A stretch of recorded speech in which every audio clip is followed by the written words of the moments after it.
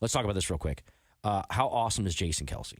Just watching him shirtless, chug beers, being there for his brother, just a man of the people. He showed up to a Buffalo tailgate before the game, drank, just living his best life, probably retire life. I don't know I think it's been official. I don't know either way. It seems like it. Jumping down into the fans, helping a little girl see Taylor Swift with a sign, just like, it was pretty incredible stuff. And I know people hate with the whole, I've had enough of it, but like, our focus should be the game. Who cares what they're showing on the sidelines during those commercials or during those times? Go grab a beer if you're that worried about it. But it was pretty impressive. Yeah, like Jason Kelce, go grab a beer. There was a play that happened in this game, though, Pat, that you know how much I hate this penalty.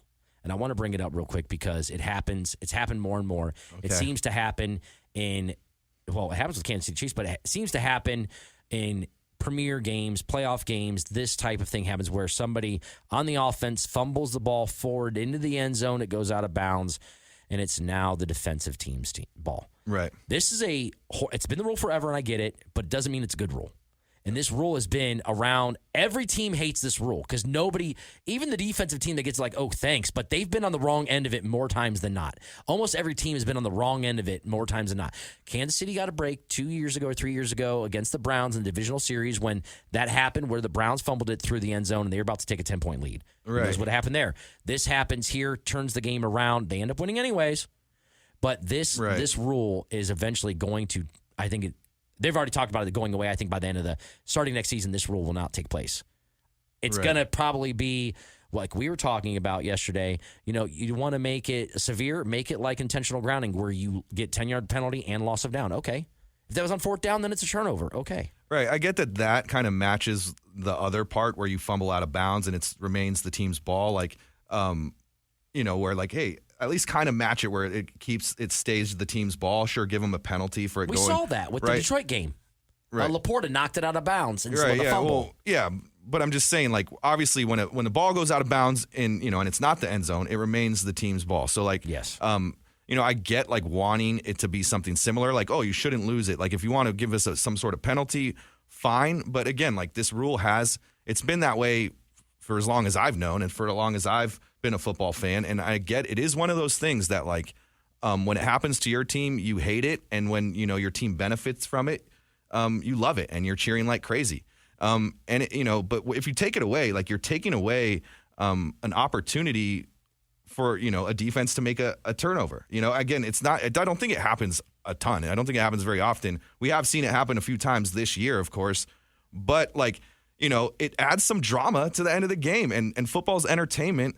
And when you get a twist like that at the end, it adds a little drama and it makes it a little more entertaining. Because look, the Chiefs were about to, make it a 10-point game at that point, I think. I can't remember exactly when it happened in the game. Right. But the Chiefs were like, if the Chiefs scored a touchdown right there, it was going to make the Bills, it was going to be a lot harder for the Bills. And the Bills ended up having a chance to tie the game on a kick. Of course, Bass shanked that. It looked like my golf slice. But either way, if Kansas City doesn't fumble it out, it's the Bills probably never even have a chance to tie the game. So like it did add some drama to the end of the game. And I know it stinks for Kansas City fans and it stinks when it happens to your team, but that's sports and that's how it's always been. So I get both sides, but I have absolutely no problem with the rule.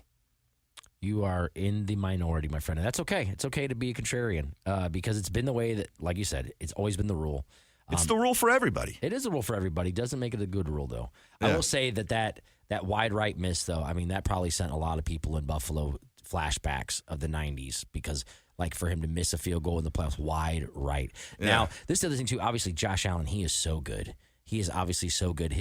With his legs, with his arm, he doesn't. You mentioned it yesterday while you were watching the game about how he obviously, when they score or he celebrates. But when he's upset, he doesn't show it as much. Cool. He's just hands in those sewed pockets in his jersey, which is awesome. And he just he doesn't even like give his players bad looks. When Diggs dropped that pass, he just hands in his pockets, just kind of like, again, he's, if he scores, he's celebrating. But if something bad happens, he doesn't really show too much emotion, which I like about him. So, but again, you were talking about how good he is and some of his stats. I did want to get into some stats. He got to 18 total rushing touchdowns this year, regular season and playoffs, and that ties Jalen Hurts is record, who got 3 in the Super Bowl last year to get to 18 total. Wow. And then Josh Allen, 11 regular season games this year, 1 rushing touchdown, 1+ rushing touchdown, 1+ passing touchdown, 13 if you include the playoffs. He actually has 36 total regular season, 39 if you include the playoffs, and which Cam Newton has the record, and Cam's got 46. That's including the playoffs. So I know that's probably confusing. Let me just do the playoff numbers. 39 games, regular season and playoffs, that Jared Allen has 1+ touchdown, rushing touchdown, 1+ passing touchdown. Cam Newton has the record at 46. So that will be Jared Allen's record. That will be Josh Allen's record. Or absolutely. sorry, Jared Allen. No, you're good. Josh Allen. Hey, if Jared Allen, he probably is athletic enough to get that record too. Hey, I'm a Viking guy. So, but absolutely, I agree with you there. So obviously, Kansas City moving on, playing Baltimore in Baltimore. Baltimore hosting a AFC Championship game for the first time since 71 or 70, something like that. It's been a long time. And then San Francisco again at home, hosting, playing the upstart Detroit Lions. We'll see what will happen there. So out of those, we've got those games. Is there anything else you want to add with the Kansas City game real quick? Did you have anything else? Okay. No, let's go forward. All right, so we've talked about this. Let's start with the NFC.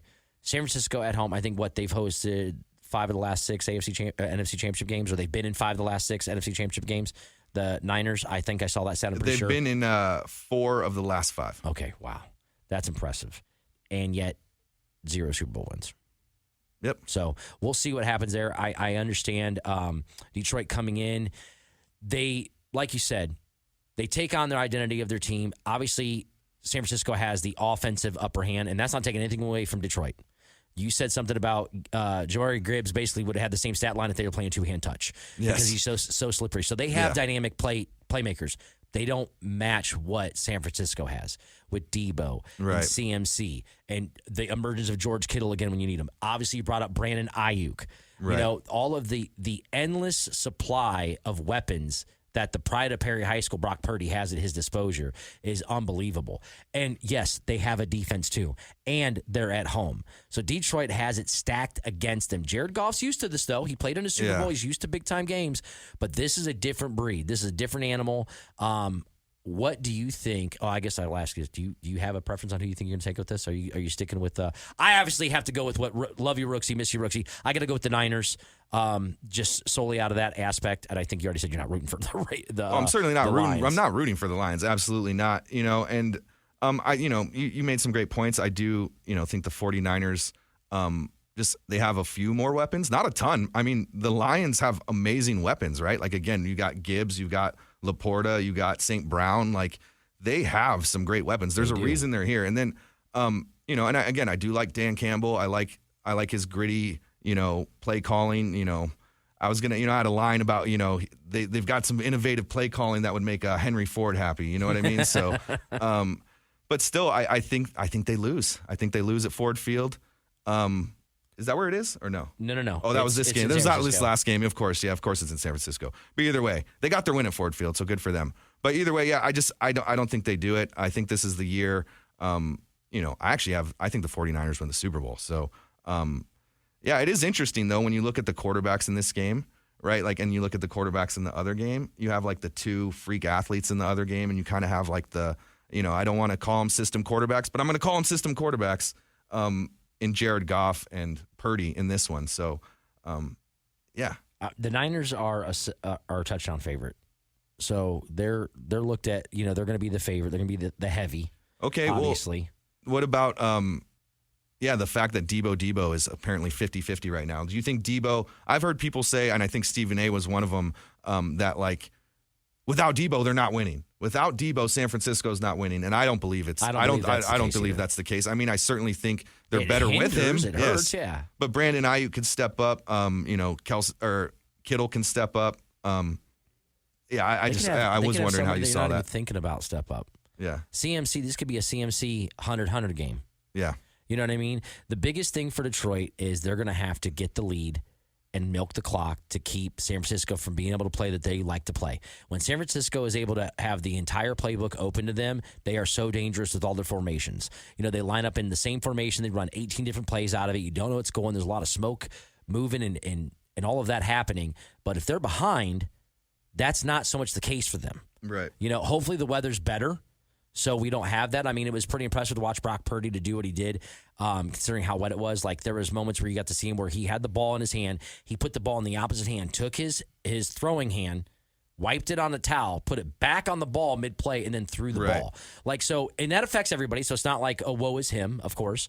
But I hope the weather's better just to give us the best game we could see in that manner. Because I think the Lions are going to play a great game. And, the reason, I've always kind of, you call him Jared Goof at times, and I've never really thought Jared Goff, I've always kind of I just always thought he was going to kind of mess up in when it really matters. And it can kind of, he reminds me of a Tony Romo. I bring this up all the time where a whole nother conversation, but from yesterday, my God. Goodness. But either way, I've kind of dogged Jared Goff in the past, and now when I watch him, he doesn't make many mistakes, and it's kind of, you got to give it up to him, and you've got to give it up to the Detroit Lions and their play calling and their scheme, right? I think they have a great scheme. They put Jared Goff in a situation to succeed and not make many mistakes. So if they play a damn near perfect game, they could take out the 49ers, but I just don't see it happening, the idea of playing a perfect game. But I do more now than ever. Jared Goff playing a perfect game, I could never see it happening. It could happen. It could happen. Either way, I hope it's an electric football game. That's what the fans deserve. That's what the NFL scripted. So we will see, hopefully them move on and give them a game, make it electric. That's going to be fantastic. And obviously we have the AFC championship game as well. We're going to cover that on the other side of the break, the Kansas City-Baltimore game. And we're going to get into some Suns talk and maybe a little bit of NBA if we still have that. You guys